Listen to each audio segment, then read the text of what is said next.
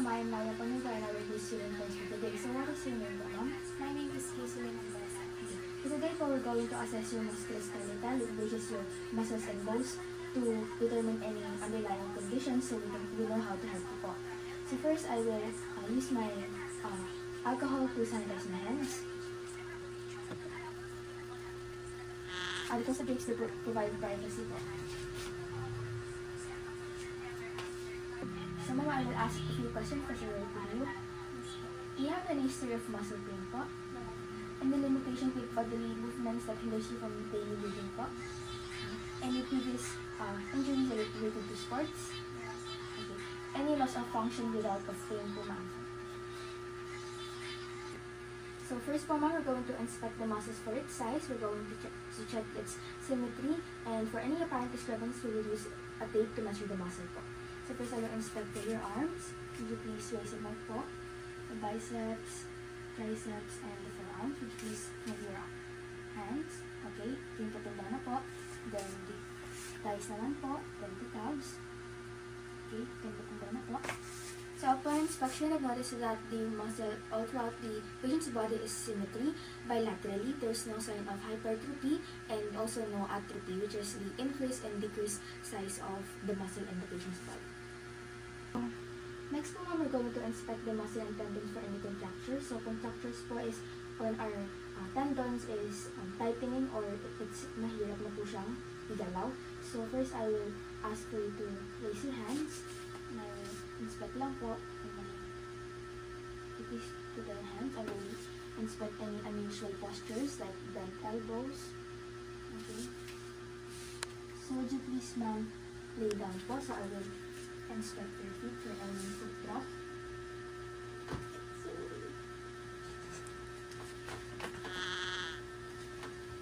So foot dropping can indicate contractures. So upon inspection, the patient's feet doesn't seem to be plantar flexing, or it's putting, or the foot is flexing downward. With that, upon my observation, there is no apparent contractures in the patient. So next po, we're going to inspect naman po for any tremors and fasciculation. So tremors po is involuntary trembling, and fasciculations po is involuntary twitching of muscle fibers. So would you please raise your hands po while I inspect? Okay. Okay, magpapintay na po. Upon inspection, I noticed there is no involuntary tremors or fasciculation in the patient. So next, we're going to palpate the muscles for the muscle vicinity. So would you please relax lang for your muscles while I hold you in my forearm. First, I will palpate the biceps. Biceps. Relax the arm. Next, we're going to palpate the quadriceps. The next, the gastrocnemius or the glutes. Lapit lang po ng relax lang po.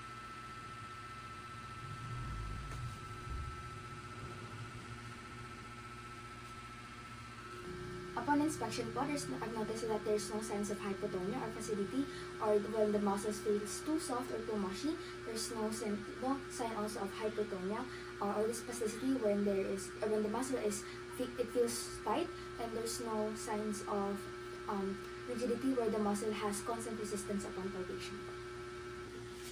Now po, we're going to palpate the muscle where the client is inactive and passive for any signs of flaccidity, spasticity, and smoothness and movement.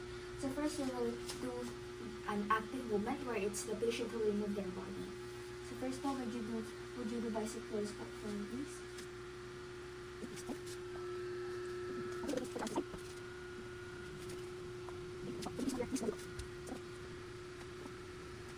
So the passive movements where it is the nurse, me, who will initiate the movement for the patient. So first, I will hold the patient's forearm, and I will move the elbows like this. To the side, noting for any signs of resistance or flaccidity. Then I will move the patient's wrist.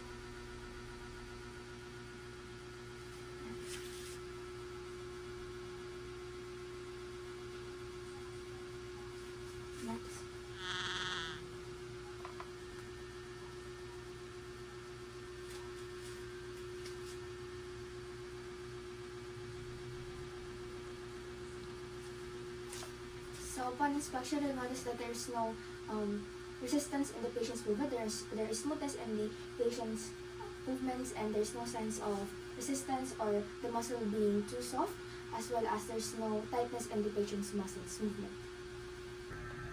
Next, we're going to test the muscle strength and compare each side of the body.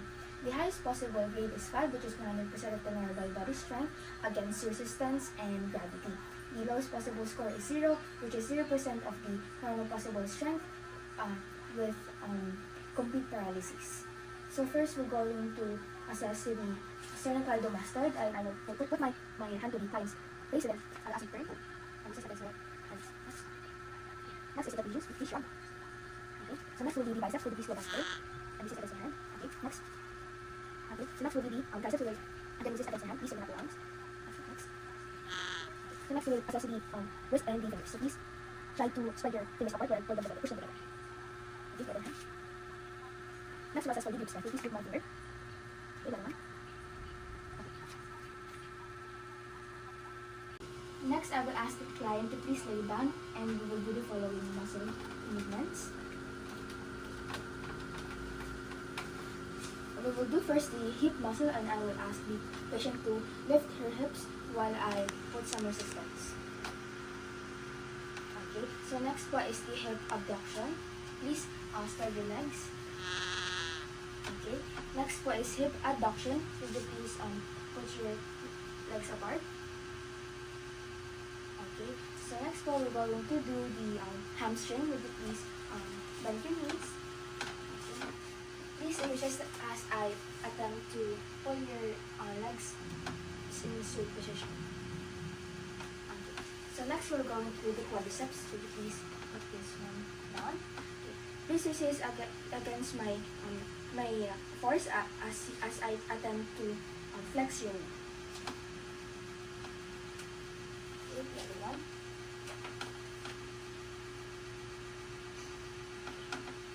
So next we're going to do the feet and ankle muscles, and I will dorsiflex and plantar flex each of the feet and positions against my force. First is the dorsiflex, plantar flex, dorsiflex. So okay, upon inspection, you'll notice that the patients have equal strength bilaterally, and I can say that the patient grade is 5, which 100% of the normal body strength, and the patient can move against resistance and gravity. So next we're going to move on to the bones. We're going to inspect the bones for any abnormal deformities. Would you please stand up, ma'am? Okay, inspect the knee side. Okay. The other side. Would you please move backward? Inspecting one round. Would you please move forward and bend? Okay. I'm assessing for any signs of scoliosis or okay, so you can go up into ma'am. I'm assessing for any signs of scoliosis, kyphosis, or lordosis. Upon inspection, notice there is none of those. There is no signs of bone deformities and no bone misaligned. Next, for bones, we're going to palpate the bones to locate any signs of tenderness and swelling. First, we're going to palpate the clavicle, then the humerus, then the ulnar radius,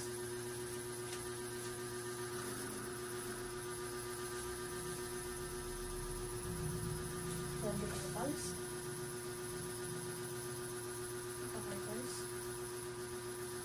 and phalanges.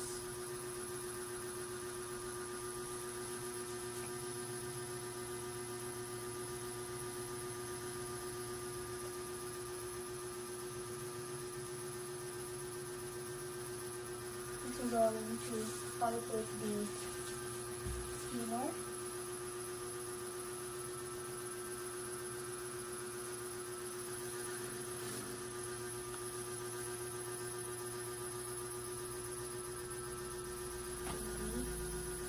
tibia, and fibula.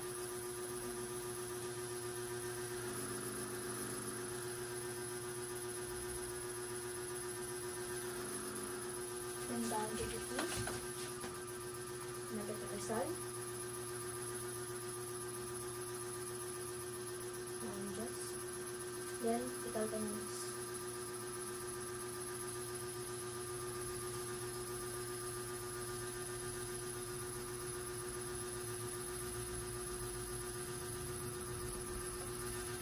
So, upon inspection, notice there is no signs of swelling or tenderness in the patient's bones. That could indicate neoplasm, fractures, and osteoporosis. We're going to inspect the joints for any signs of swelling, tenderness, and movements, also the crepitation or the cracking in the joints. First, we're going to assess the crepitomandibular joint in the patient's. Please try to open your mouth. Close. Inspecting for any kinds of breathing sound. So next, we're going to assess the elbows. Please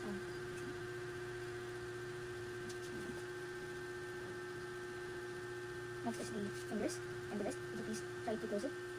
Open. Spread it up. Next. Close. Open. Let me move it side to side, please.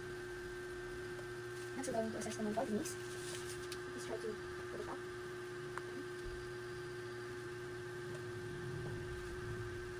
Next, we will calculate the shoulder joint. Could you please raise your arms? This is planted. Next, okay.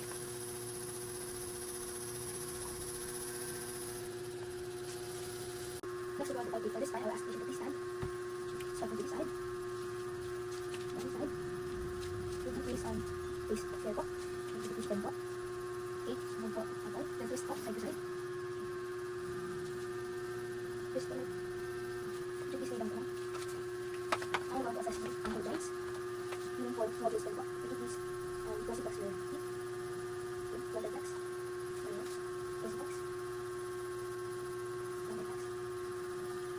So upon inspection, I noticed there is no sense of swelling. The patient's movement is smooth. There is no sense of clicking sounds, which is what we're looking for this assessment is bones. Next, we're going to assess the joint range of motion.